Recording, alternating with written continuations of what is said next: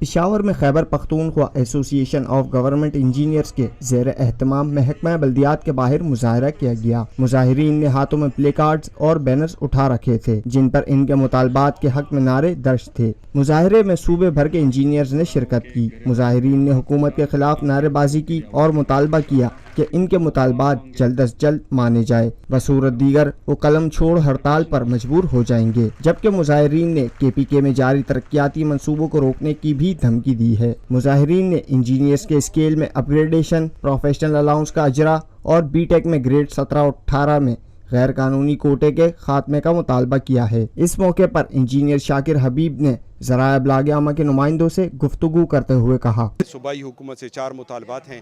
ایک ہماری اپ gradation of post, دوسری پروفیشنل الاؤنس، تیسرا یہ جو BTech کا جو کوٹا ہے گریڈ 17 میں اس کا خاتمہ، اور چوتھا جو ہے ہماری جو اجازت ہے پرائیویٹ پریکٹس کی۔ یہ ہمارے 4 مطالبات ہیں حکومت سے۔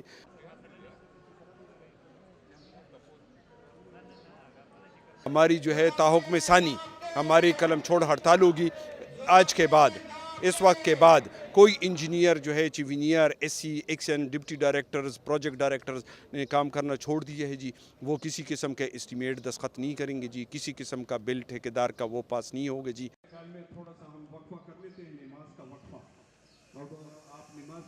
یہ ہے خبر کا جہاں اور آپ دیکھ رہے ہیں TNN TV۔